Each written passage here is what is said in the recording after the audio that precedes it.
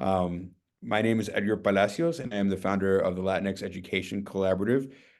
We have historically worked on supporting teacher recruitment and retention, particularly for Latino educators. And over the last couple of years, our mission has really kind of expanded into figuring out how to create the necessary conditions for the advancement of Latino youth. And so really thinking about working with educators, parents, students themselves, and allies, folks who are supportive of the work that we do and that we aspire to do. And so part of that is also having conversations around how do we create those conditions for our young people. And you're part of our first kind of panel discussion around this, creating safe and welcoming school environments for Latino students and families. You all were recommended as a phenomenal panelist, and so I'm excited to get to know you and have a really meaningful conversation around how we can create those conditions for our students and families. I'm going to ask that we introduce ourselves, and so Dr. Carabez, I'm going to go with you first. Your name, your organization, and what brings you to this work. Yeah, thank you. So my name is Flor, or Doctora Carabez, and I currently serve as a director of adult and online student experiences at National Louis University. So that is an HSI institution. I was referred by a colleague that also works at NLU. The educatorship is definitely a lifestyle for me. So I dedicated my work in my dissertation to HSI work to uplift the voices of the Latinx community. And on my side hustles, I also have 2 LLCs, one of which is a publishing company to elevate voices of the Latinx community as well. And I have a consulting LLC that I do a lot of different things, right? And then I forgot what the third piece was that you asked us to do. How you arrive at this work? Oh, okay. Very funny. I was in undergrad at Northern Illinois University, and after switching my major once, after being academically dismissed once, I switched over to community leadership and civic engagement. It's the Gold program at NIU. And because of the internship requirement we had, I was in a capstone class, and I was introduced to the Illinois Student Assistance Commission. So my main goal was to graduate with a job. I didn't want to be struggling with student loan debt. So ISAC kind of reeled me into higher education. I sound like my current students in saying that I went to college wanting to help people. And at first I thought that was going to be in the medical sector, but my forte was more so in advocacy in education. So now, so many years later, I'm over here. So just collaborating with a variety of people in Chicago and being open to mentorship has really opened the doors for me to be where I'm at now. Thank you, Doctora Carabez. Dr. Montoya. Hola, buenas tardes. Roberto Montoya, use he, him, el pronouns, and I am coming to you from the ancestral homelands of the Arapaho, Cheyenne, and Ute people, also known as Denver, Colorado. And I also come here honoring my own ancestors from northern New Mexico and the Pascua Yaqui people of the Southwest. And currently I serve as the Associate Vice President of Partner Success at Inside Track. We are a coaching organization that provides wraparound direct services to learners. And the particular work that I do is I focus on supporting Hispanic serving institutions across the country. Prior to joining Inside Track, I had the honor to serve as the first ever Chief Educational Equity Officer for the state of Colorado out of the Department of Higher Ed, and supported all 31 public institutions in essentially having the courage of our stated convictions. We love talking about equity. We don't like doing equity work, because it requires us to redistribute resources, something that we're not accustomed to doing, in a way that is differentiated and that use data to remove barriers that have existed for centuries. Prior to that, I taught in the School of Education at the University of Colorado, Denver. I taught pre-service teachers, so my background is in teacher education, and my dissertation work focused on what are the journeys of the few Latino male identifying educators that are K through 12 classroom teachers and what keeps them in the classroom. And that work is me search, because I grew up in Albuquerque, New Mexico, And I didn't have a Latino male teacher until the second year of my PhD program. So I went an entire academic career not seeing someone who looked like me in front of my classrooms. And that's criminal. And that is the case for far too many of our gente that can go academic careers and not see themselves. And the only teachers that I saw that looked like me were shop or PE teachers. And so it's a really important thing for us in terms of representation. And the reason I come to this work is because my epistemology, my way of knowing the world, is inextricably bound to education and justice. I was raised by a single mother who didn't graduate high school, but who cared deeply about education. And the reason I grew up raised by my single mother, my father served in Vietnam, came back with undiagnosed PTSD and self-medicated through alcohol and drugs for many years of his life. However, my dad's side of the family was incredibly educated. So I had this very dichotomous upbringing. My tia, her name is Margaret Montoya, was the first Latina to be accepted and graduate from Harvard Law School. So I could leave the barrio where I grew up in and go to my tia's house and hang out with academics. So I was raised by pachucos and academics. And for that, I am extremely happy and thankful and so honored to be here, part of this very esteemed panel. Thank you, Dr. Montoya. Marcela. Thank you. I just want to take in the space right now. It's so lovely to be in community with everyone. And my heart is just beating so quickly because what you said right now, Dr. Montoya, it's criminal when we don't have our representation. But right now, this moment, we do. And so for folks that are watching, it's just beautiful. So I'm Marcela Andrés, and I serve as the proud president of designEDengagement. It is a Latina-owned education consulting firm that is on a mission to reimagine the family and community engagement model. And we do that through program design, culturally relevant training, and measurement and evaluation. And I will also share that I'm a newly minted author of the book called Purposeful Educator Connections. I'm still pinching myself, but I think I love stories. And one thing I want to lift up about my identity is I'm the proud daughter of immigrants as well. My mother is from Atotonilco Nieves, Zacatecas, Mexico, and my father is from Havana, Cuba. And similar to stories that have been shared, my upbringing was challenging, and thanks to educators and community, I was fortunate to attend Harvard Graduate School of Education several years ago. And so I firmly believe in this work. My journey was a very unconventional one. I did not start off in education. Growing up in poverty, I actually aspired to be a businesswoman, not for many glamorous reasons other than they made a lot of money and I didn't have it, and they wore nice suits and I thought they looked great. So that's why I wanted to be a businesswoman. But it was a journey to Mexico, to live in my mom's home country, that really exposed me to education over a decade ago. And being a classroom teacher gave me a firsthand experience of what educators, or how educators impact the lives of children. And shortly after that, I kind of left my corporate career and transitioned into education, only to open up 4 schools in my home city, Austin, and learned really quickly that families are often not at the table to co-create solutions for their children's education, and became very passionate about that topic. And that is one of the reasons that I lead the work that I do at designEDengagement now. So thank you for having me here. And thank you all for being a part of this panel discussion. I appreciate your time and your energy and your commitment to this work. I also want to welcome our guests who have joined us. If you have any questions, please use a Q&A function. We will try to address those questions as the panel moves forward. Marcela, I'm going to ask you the first question, and then whoever wants to piggyback off of that, great. What role do you think teachers and educators play in ensuring that Latino students receive a quality education and feel welcome in the classroom? Thank you.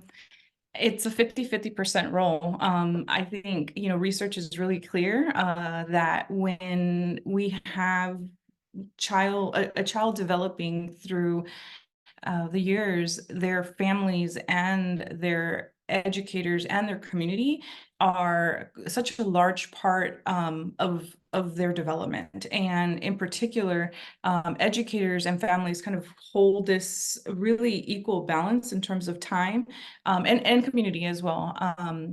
and they are co-creators in helping children really ensure that they're receiving a quality education and feel welcomed into the classroom. Thank you. Dr. Montoya.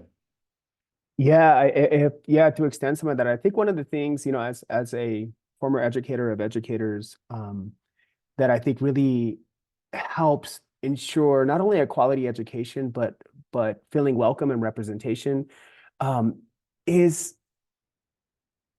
what we assign. Like, what is our pedagogy? What is our andragogy? What does our curriculum look like? So many, depending on the district that you're in, depending on where you're at, it's so incredibly Eurocentric that if you're going to read authors of color, you generally have to do it in a elective course. Or if you're so fortunate to be in an AP course, often is where you see. I would have a lot of teachers who were coming through AP, IB, honors types of programs who were being assigned particular authors of color. But if you were in other courses that you didn't see or read authors, like I grew up in Albuquerque, I didn't even know that there was a person named Rodolfo Anaya until I left New Mexico, went to college and took a Chicano studies class. And like, do you know this person is from your hometown? I'm like, how do I not know these things? How have I never read Gloria Anzaldúa? How have I never read, Roberto Bolaño or any of these authors that are, our people telling our stories and yet are so denied to us? And I think educators have a responsibility not only to assign, but to read authors of color, to help enhance themselves, right? Because, the vast majority of teachers that I saw coming through my cohorts did not identify as gente, and yet still have a responsibility to develop their own pedagogy, to be representative, and to make sure that our students of all backgrounds feel welcome in classrooms. And one of the ways that we don't is that we simply just don't see ourselves in what's being assigned, and therefore don't see ourselves as bearers of knowledge, truth, and of expertise. Thank you for that, Doctora Carabez.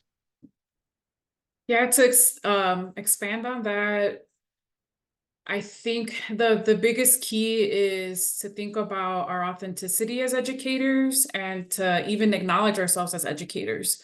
So it took a very long time for me to label myself as an educator because I formally wasn't teaching anyone at the time. I didn't start adjuncting as a professor till a few years ago, but in my role in the financial aid office, I was educating students on their options to finance their higher education degree. As an advisor, I was educating them on the options that they have in the courses that they can take and the variety of majors that they had. But because I wasn't formally in the classroom, I never considered myself as an educator. So with that, I had to do a lot of reflection and even consider how I might have hurt students in the past by not labeling myself as an educator. And with that, I had to take a lot of time to come to terms with who I am as a Latina, because my Latinidad is going to look very different from my students and even for my colleagues.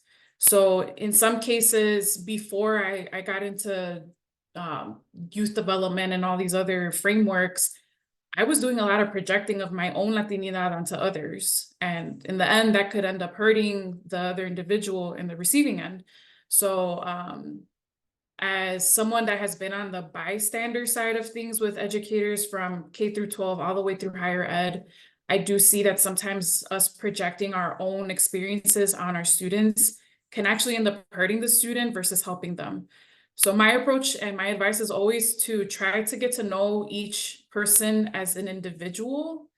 And there's really no cookie cutter for anyone. There's curriculums that can potentially help, but as open as the curriculum is, as inviting it is to have the student feel welcomed and to help them build how to be assertive and ask for help, that's really gonna depend on the person that's facilitating the curriculum. So if we can start creating more brave spaces in the classroom, which I'll also say, and I'm sure you have a question about this later on, it's not only up to the educator, it's not only up to the teacher in the classroom, right? Because there's a lot of issues with the ratio between the students versus the instructor, right? So if there's any way to create a brave space so that the teacher has space to build a rapport with each student. So that way, if they're going through things, they feel comfortable speaking up. At that point, the educator will be able to do some more advocating and create a more inclusive curriculum for the classroom. Dr. Carabez, if I can add on that, because what you said really sparked something in me, is that you mentioned not only for yourself of thinking and identifying as an educator, but also this is where, I was talking about like how we need to read, authors of color. This is where I think of Paulo Freire's work in Pedagogy of the Oppressed, and he's talking about that challenging the banking system of education, that somehow our learners are coming as like empty, like reciprocals, and we just make deposits and withdrawals and somehow that's learning. But our youth come with amazing expertise, knowledge that we need to tap into, that educators should be tapping into, so that they see themselves as educators también. There's so much that we can be learning from each other and that teachers can be tapping into with the amazing brilliance that is our youth, that often gets completely ignored, because we think that we have to have this hierarchy and that somehow as classroom educators or as educators in general, that we have to know everything. And so I think if we can instill in our young people as well, that they bring incredible knowledge, value, and expertise to the classroom, and that they have a responsibility from, for us as a very communal people to also share and to teach. And as you mentioned, to create that space where they feel that they can share that. Often, our youth are silenced. And I grew up in classrooms where compliance was the utmost importance. And I was a curious kid, and I had a lot of questions. And that didn't often go well with many of my teachers, who were like, who is this little chamaco who is just asking all of these questions? And instead of nurturing that curiosity, they would literally like try and get rid of it in any way that they could so that I could just be compliant. And I get classroom management is not an easy thing. But if you can create conditions where everyone feels like they're adding value and they have the opportunity to do that, I think we're going to be in a lot better spaces. And I think, to your question, that's how we really develop that sense of belonging in classrooms. Marcela, I'm going to kick it to you. How do you think families, parents, and other community members can help contribute to creating those safe and welcoming environments for Latino students? I think definitely having the conversation with educators. Well, let me actually back up before they have the conversation. Actually, I just had this conversation with my own mom and reflecting her experience, right? And I think we as a gente, as Dr. Montoya has stated, I think we have mental models to work through, and we really have to own the fact that our children are deserving of high quality education. And that means that we have the right to come into spaces and demand that, right? And that could look very polite and respectful. So I'm not talking about demand in a way of, being out there and picketing signs, and that may be the case at times, but really just come in a sort of way and say, I want to partner with you. And I think it's really important for, once families understand that and embrace their role in their child's education, that they do approach an educator and they find ways to really partner and understand that they are, supporting a learner through their journey. I think that one thing that parents can do and have agency over is just really tapping into their own cultural identity and, allowing, I don't know how to express this in a way that it comes across. Let me think. To really encourage their children to come into spaces that they're as their full authentic self. And so it's an extension of their family, right? And so, like, for example, I embraced a multicultural identity. I was Mexican and Cuban, but I was like so in my head about being both. And I never talked about that with my mom. And I think it could have been a really great opportunity whenever I was a child for her to be like, eres Latina, tienes esta identidad de mexicana y cubana. And for my mom to like reiterate that, and that when she would come into spaces, she would be able to own that. So I just feel part of it is on our families to own their beautiful identity and really demand high quality education. I'm going to go off script because the topic of identity keeps coming up, right? And Doctora Carabez, you were talking about not imposing your version of Latinidad onto students.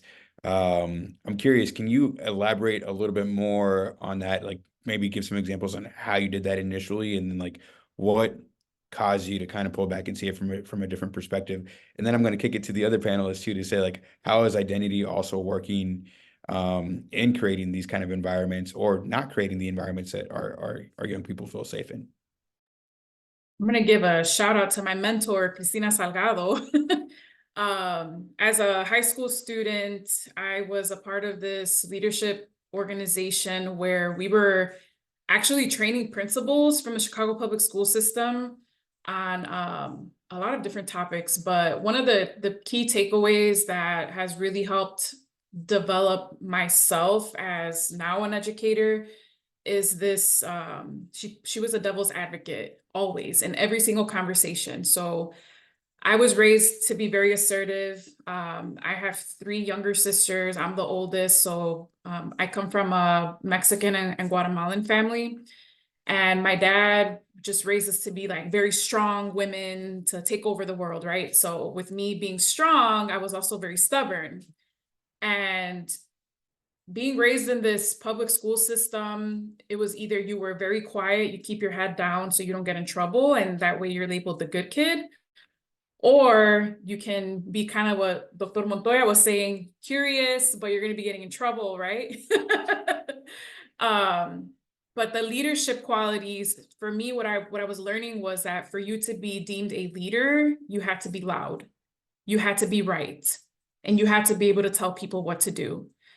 When I joined this group and we traveled to some parts of Los Angeles, and we visited a couple of schools, and one of them was a public school, I was like, well, this is wrong. Like, they should have done X, Y, and Z. And my mentor was like, what makes you say that your way is the right way and their way is the wrong way? And all she kept asking me was like, well, what about this? She just kept throwing hypotheticals. So at the time, I didn't have the language to consider how maybe our skin tones were the same and maybe our names sounded similar, but our lived experiences were completely different. And that's completely fine.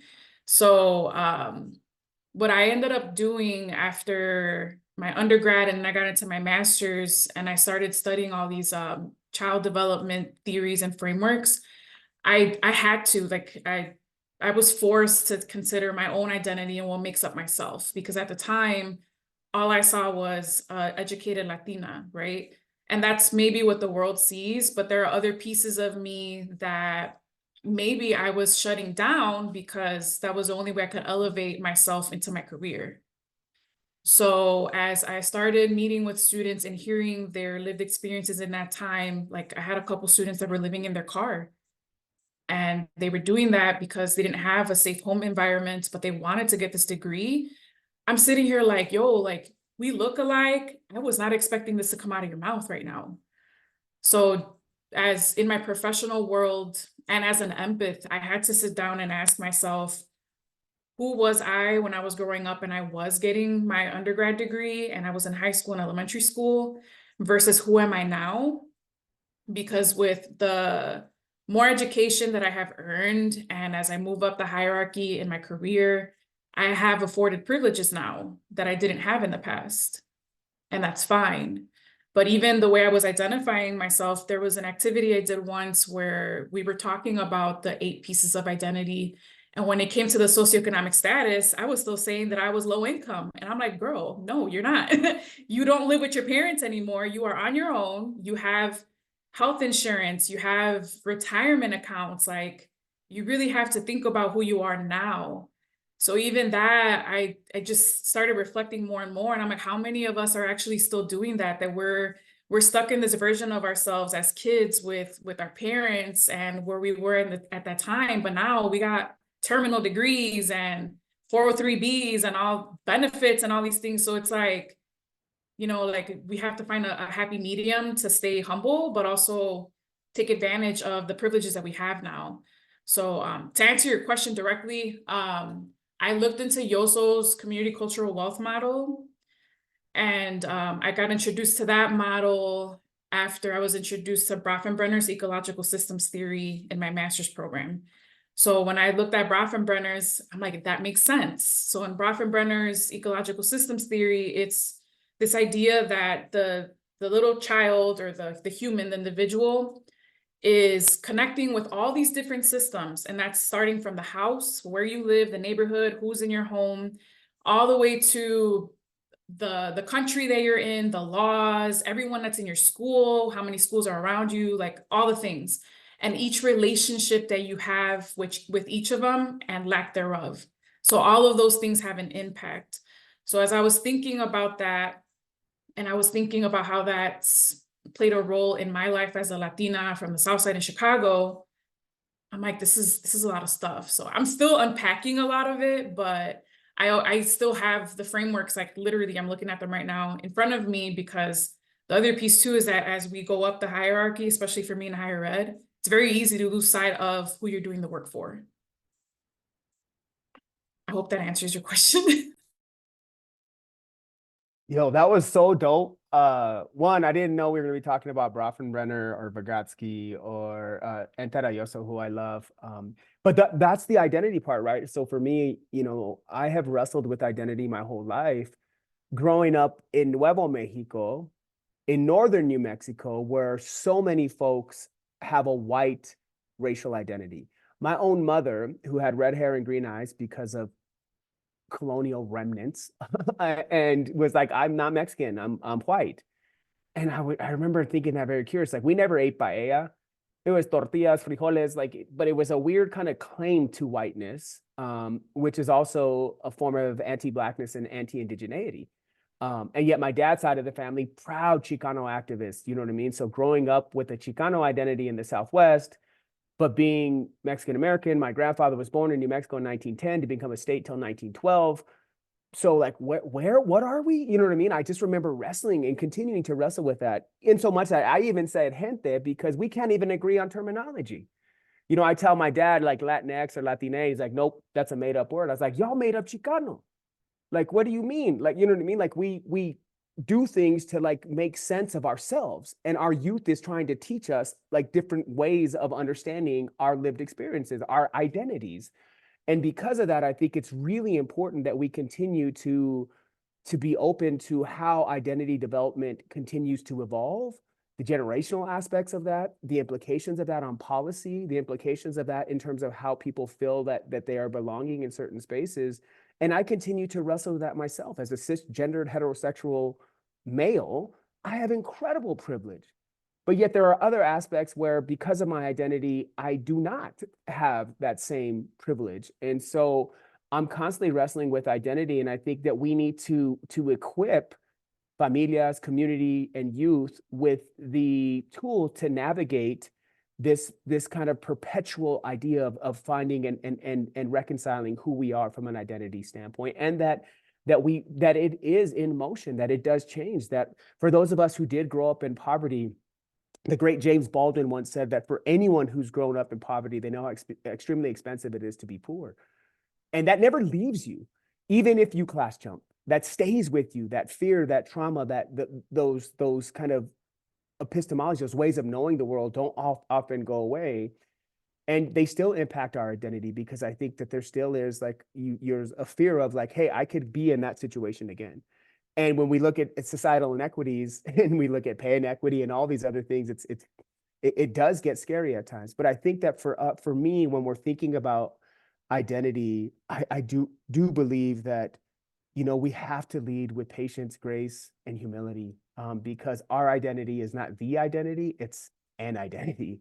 And yet there's so many folks who want to kind of tattoo identity on other folks, as opposed to just being receptive to the real beauty and multidimensionality and nuance that is Latinidad. And that's what makes us so incredible. Yet that's what makes it also so divisive at times, because we can't figure out how to be in symbiosis in spite of all of these beautiful differences. Thank you. Marcela, any additional thoughts? I'm just taking it all in. I definitely think and resonate with everything that my co-panelists have shared.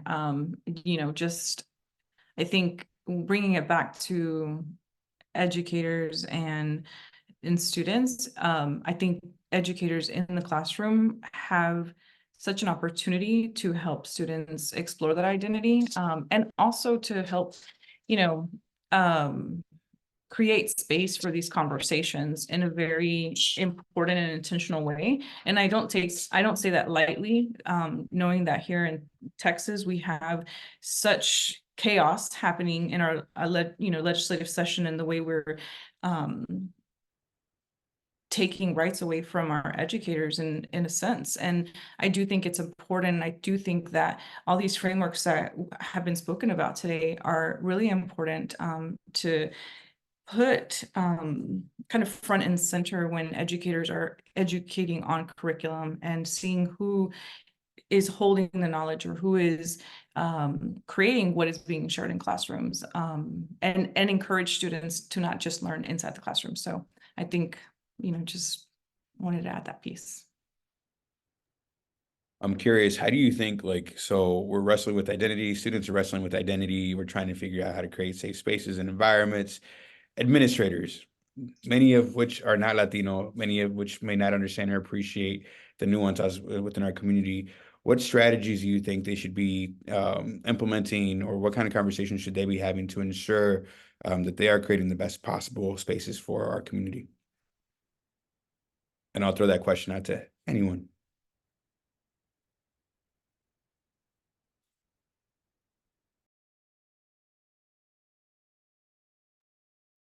I think to build on what Dr. Carabez just said about, her own work, I think all of us have the responsibility of doing our own personal work, regardless if you're Latino or not. When you know who you are, you can recognize the systems at play, and what, the differences that individuals have lived through. And it gives us an opportunity to, really come to the table understanding that there is not one right way. There's just different lived experience, and what's valid for me may not be valid for you, but to honor and respect that. And so I think that, number one is that each person has a responsibility to do their own personal reflective work. From that, I think that, in the role of an educator and administrator, in a space where we are trying to foster critical thinking and encourage young learners to expand their mind, their thinking, their dialogue, it's important for us to help them explore, their lens of how they see the world, and unpack, why they see, and interpret language in the way they do, or math in the way they do. And to ground that example a little bit, what came up for me right now is, in fourth grade, as a child, I grew up speaking Spanish at home, and learning English in school. And it really wasn't until fourth grade that I was really wrestling with being this linguistically rich child. I was confused, and I think it could have been really helpful at the time, if I rewind, if my educators in that moment could have drawn examples with tortillas and plátanos and plantains and different things, instead of an apple pie. I didn't eat apple pie, And so things like that, I think, are really important. But it's, after doing that, I think it's just incredibly important to also have these conversations with one another. Yeah, I can give an answer, having had the honor of working with numerous different school districts and school leaders from a variety of different backgrounds. And you're right that the vast majority of school leaders, in my experience, did not look like many of the learners that they represented. And one of the things we often saw is we had, of the few teachers of color, we often see them plucked out and put into dean and disciplinary roles, because white administrators don't want to serve in those roles. And so and just saying we need, and sometimes though, I get why many educators of color go into leadership, because the pay is so much different. So I'm not going to diminish that's real.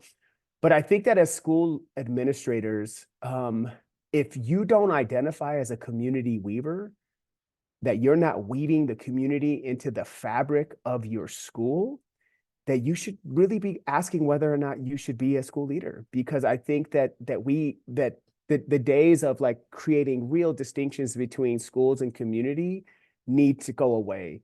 And that's how you involve families. And those are some of the greatest examples. And actually, to answer one of the questions that was in the chat was like, what are some of the examples? I have some really great colleagues at Boulder Valley School District, who have been really intentional, and the district itself has been intentional in terms of connecting community in the schools. And they actually, I believe, have community weaver roles. That's the role, is just to figure out how do we weave the community in. And that often looks very different in the communities, because our communities look different. But what we can do is to really find ways where families feel like they belong at the institution, that they are not seen as external, that they are not seen as not valuable there, that it is quite common to see that happening. And what they have also seen is that they've seen a lot of folks from the community come in to para roles, and then they have a para to like certified teacher program. So they're actually building a pipeline through this program called Pathways to Teaching, of getting folks from the community feeling comfortable in the classrooms and in the schools, then becoming certified teachers themselves. And then they have now created an increase of bilingual schools, especially within their K through elementary areas, because they're seeing so many. So, I mean, it's just little things that you can do like that you don't realize, that if you can just create the conditions to blur the lines between communities and the schools, that you can actually be part of that recipe of success in this environment where those types of differentiated programs are often, resisted. But I think that it allows us to create welcoming and safe environments, because if you see a lot of folks who look like you and you know them and they're in your community, you're going to feel safer, because you're going to have that many more folks that you can reach out to, that you can connect with, and that you can speak to as well.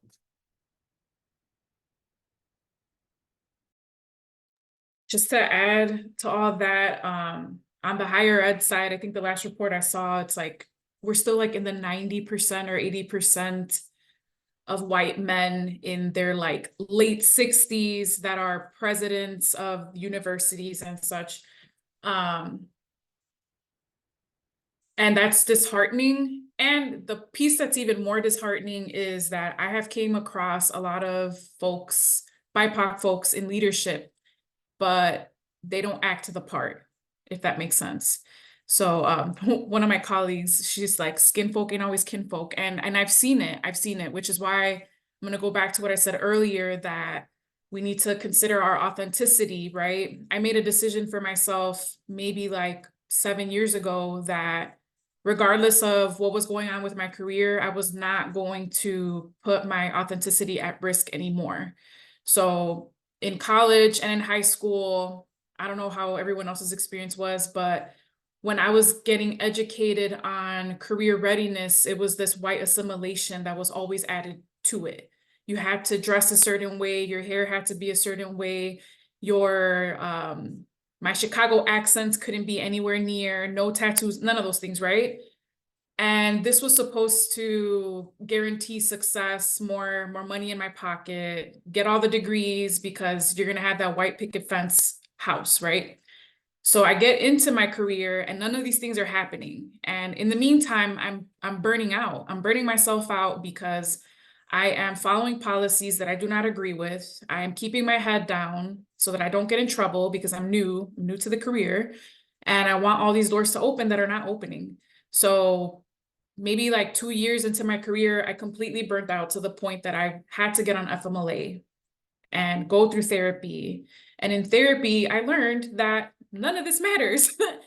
You are burning yourself out, and you are not setting boundaries, and you are diluting yourself for the sake of what? Because I was still overseen for positions to get, promoted. I was interviewing for all these things and I was just not the right fit for whatever reason. So at that point, I'm like, well, if I'm not going to get the job playing nice, playing the role, then what am I doing this for? So, and in the meantime, I had to really think about that. I was looking for mentors. So I don't know who's looking to me for mentorship.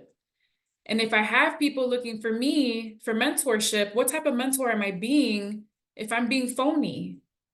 How am I supposed to serve this community that I want to dedicate my career for if I'm not acting the part?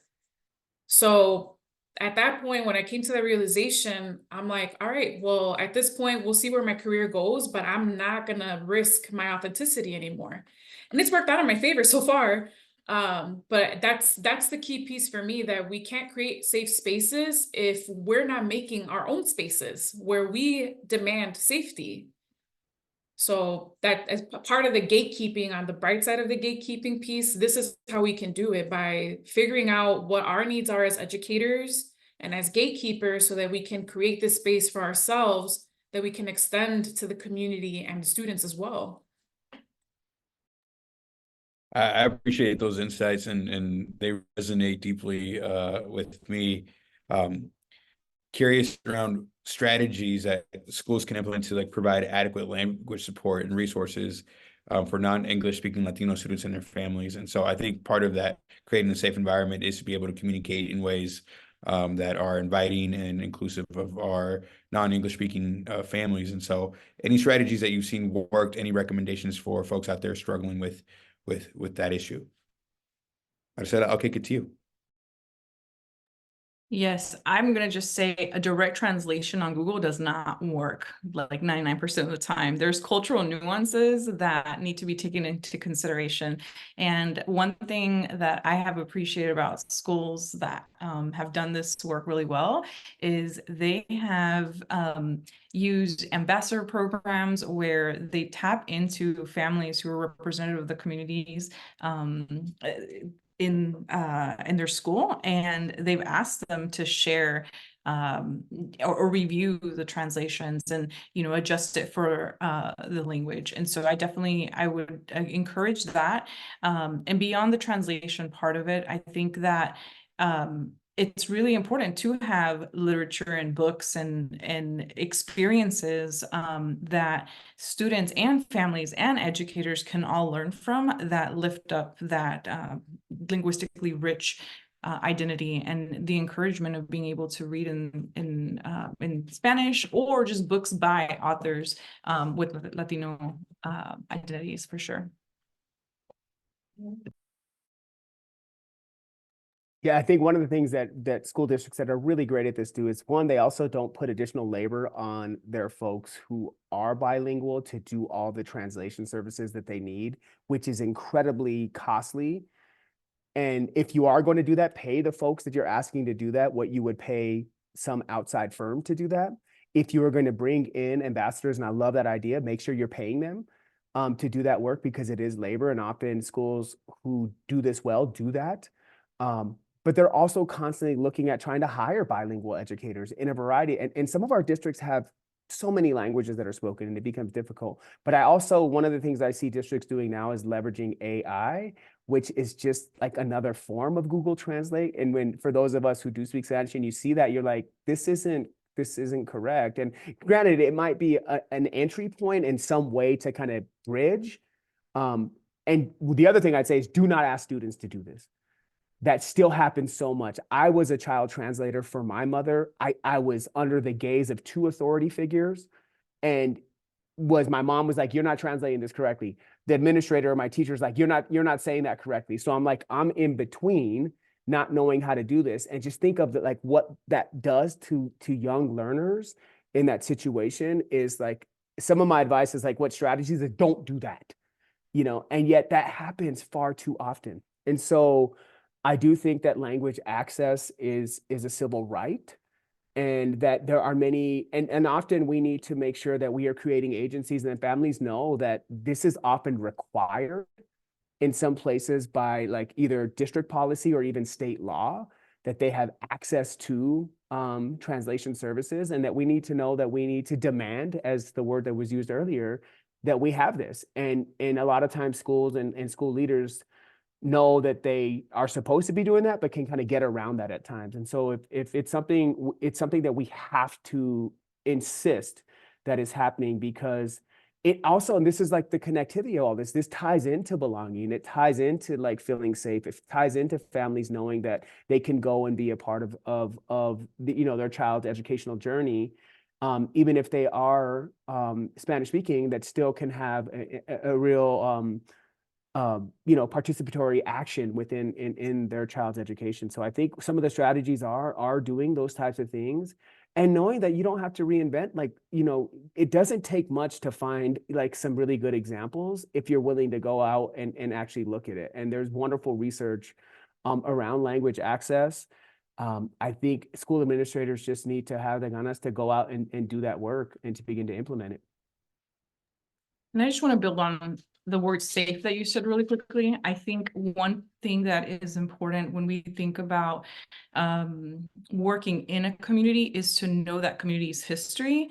And there is some communities that still need healing from their identity being stripped. And Spanish was one of the identities that you were punished for speaking. And we have generations who have taught their children to be ashamed and to not speak it. And, you know, it's created this like multi-generational dynamic. And so I think on that front, understanding if you are in a community that has that as a history, putting it on the table as a mechanism of healing and really creating conversation and inclusivity in the space.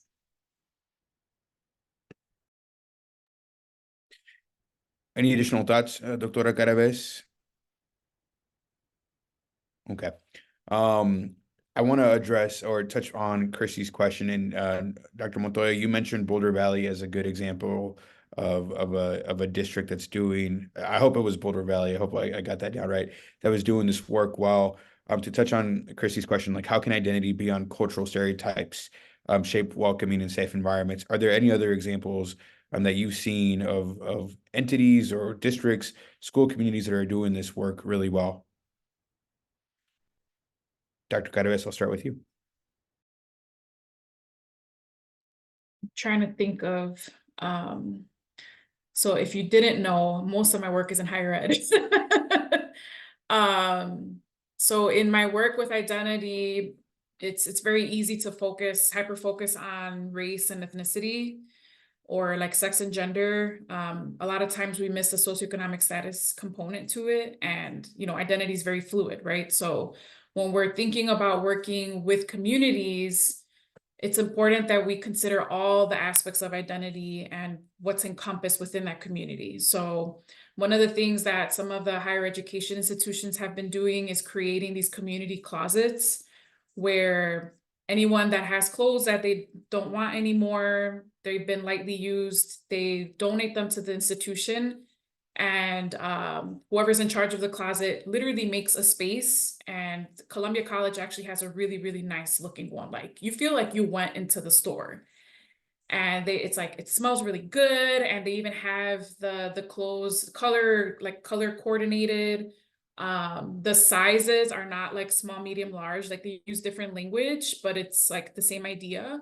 But the idea behind it is that if you are struggling to find an outfit, or even if you're not, but you need clothes for an interview, for example, and you don't want to go spend $100, $200 on a suit, you can go here unapologetically, get whatever you need. And if you want to leave a donation, you can. And if you don't, then you don't. And it is what it is. But that's an example of considering that some students there might have the means to go shopping every weekend and get brand new things. Some might not. And in either case, everyone's helping each other in this space that doesn't make you feel less than by going in. Like they have it very well decorated.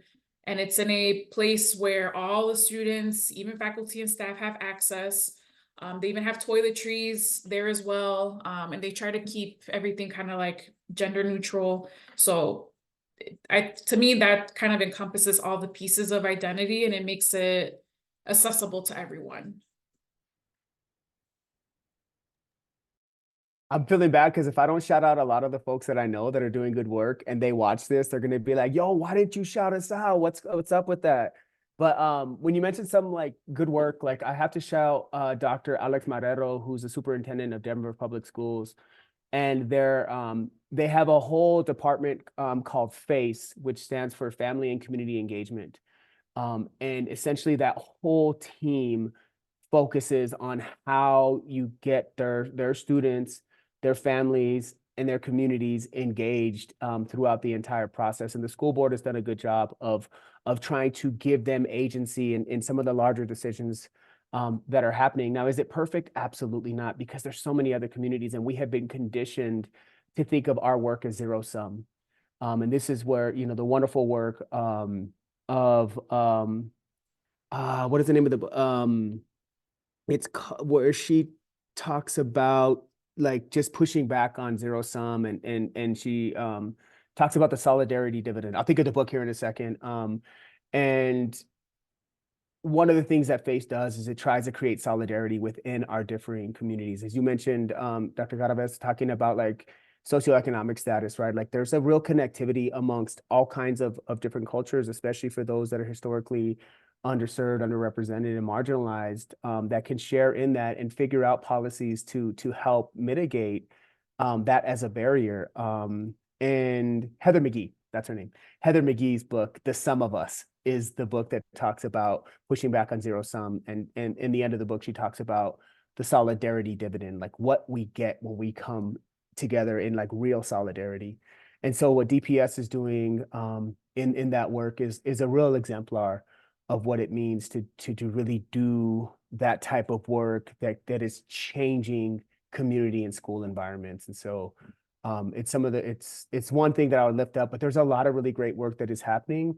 And one of the things that we need to do is serve as conduits and amplifiers to that work, because we can think of all the things that aren't working, right? But of those examples, those real policy examples, and those you know, really intentional types of practices, you know, and that are working, how do we get them out? And these are the types of spaces for those of us who are in a lot of different geographical spaces that we need to do that. And one of my biggest, you know, as Dr. Carabez mentioned earlier, is I am a scholar, I'm a bureaucrativist, but so much of my scholarly work, which was looking to change policies, practices, and procedures, was completely inaccessible to the communities I was working on behalf of.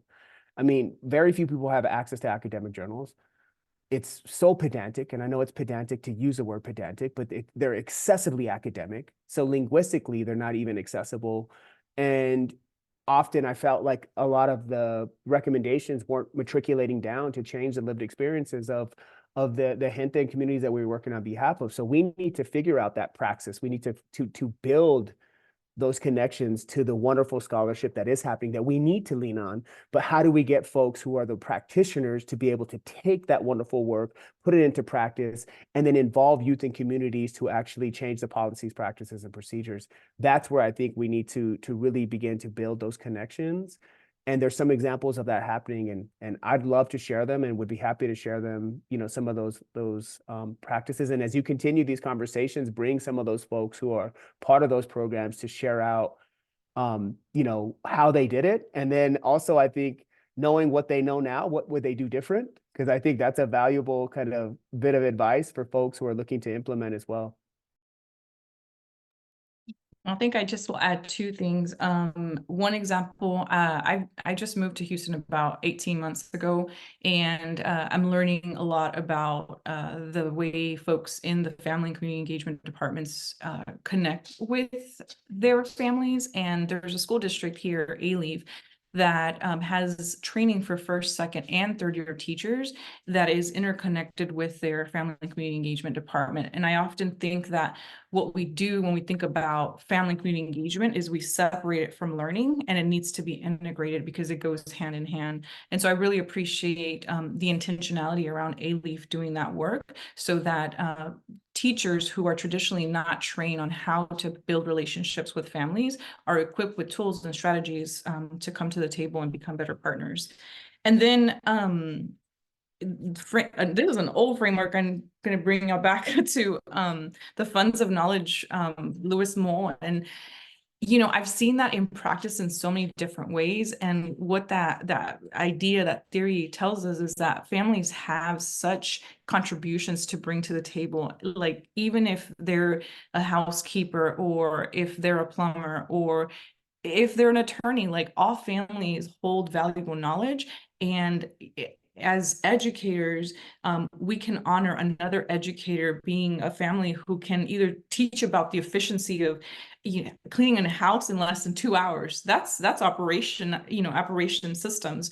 But they could also teach, and the example that Mo gives in his theory is making candy, right? Families have such, communities have such rich experiences that they can bring to the tables. And I've been part of and invited to spaces where teachers have created cultural events, and they have co-designed with their families and their community so they can celebrate that. And it's so beautiful to see cómo resaltan las caras de las familias, because they feel honored and they feel part of that space.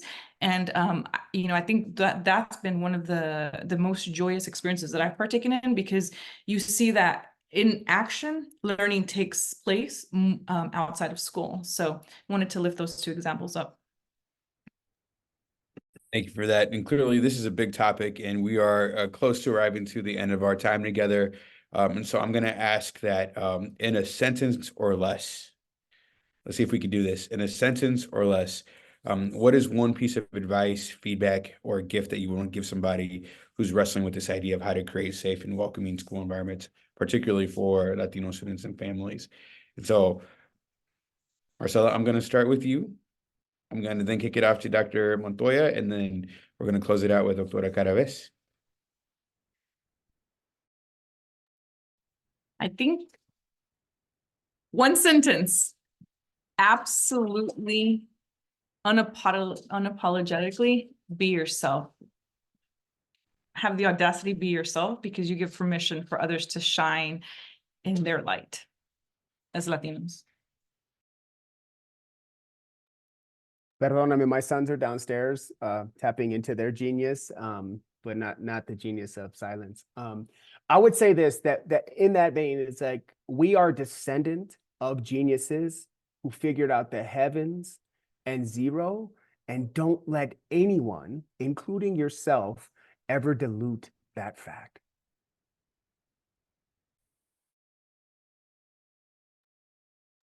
I'll share what I always tell myself.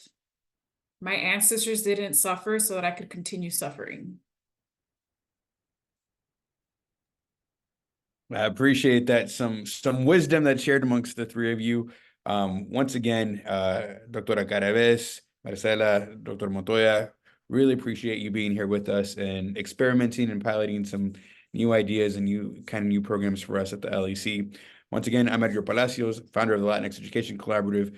We are working to create the necessary conditions for the advancement of Latino youth. I'm so grateful to our panelists today for joining and sharing their wisdom. And I hope to see you all on a future conversation. Thank you, everyone, for attending. Thank you for having us. Gracias. Thanks, y'all.